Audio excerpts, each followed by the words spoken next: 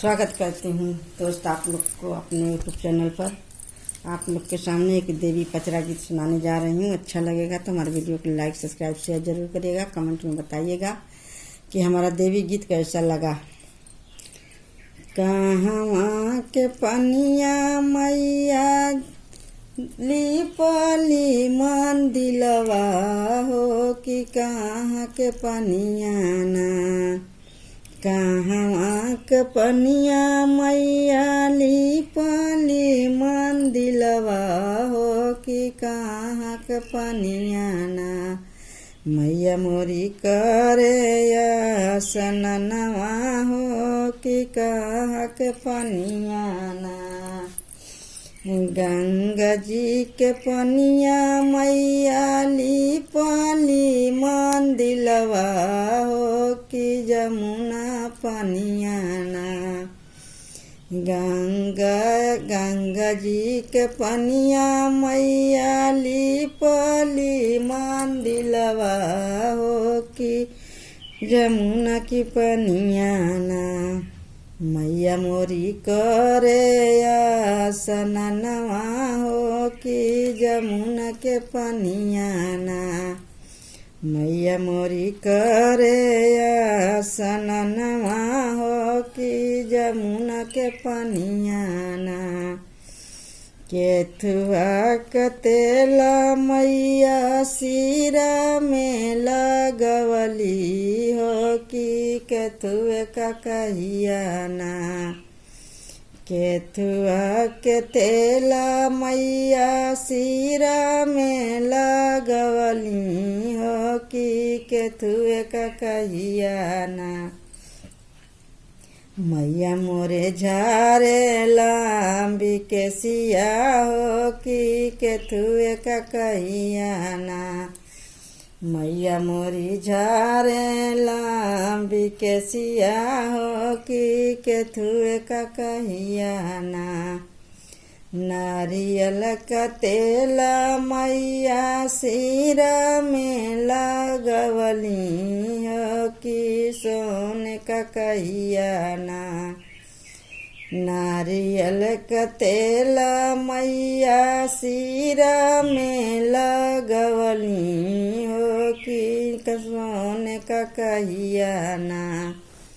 मैया मोरी झारे लांबी के सिया हो कि सोने का कहिया ना।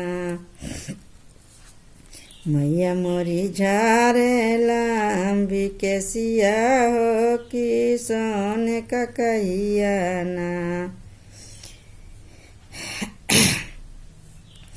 कहवा के सिंदूरा मैया मांगिया सजवली हो कि कहाँ के टिकुलिया ना। कहवा के सिंदूरा मैया मांगिया सजवली हो कि कहाँ के टिकुलिया ना, हो कि कहाँ के टिकुलिया ना। मैया माथावा सजावे हो कि कहाँ के टिकुलिया ना। विंध्याचल के सिंदूरा मैया मांगिया सजवली हो मैहर के टिकुलिया ना।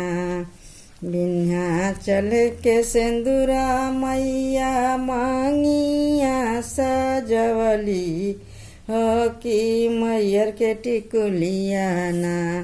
मैया मोरी माथावा सजवली हो कि मैहर के टिकुलिया ना। मैया मोरी माथावा सजवली हो कि मैहर के टिकुलिया ना। कौन फूलवा माई के भावे लाया सनवा हो कि कौन फूलवा ना। कौन फूलवा माई के भावे लाया सनवा हो कि कौन फूलवा ना। मैया मोरी धरे सिरहनवा हो कि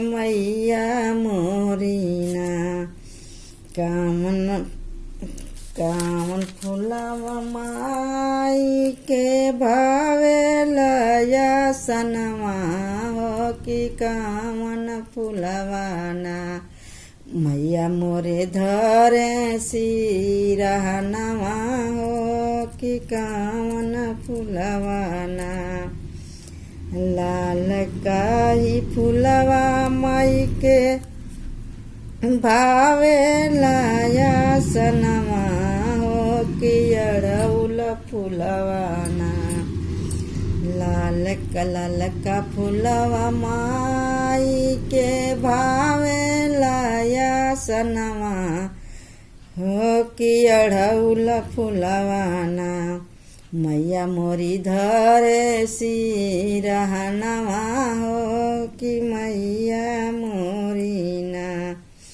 मैया मोरी धरे सिरहनवा हो कि अड़उल फुलवाना मैया मोरी धरे सिरहनवा हो कि अड़उल फुलवाना। जय माता दी।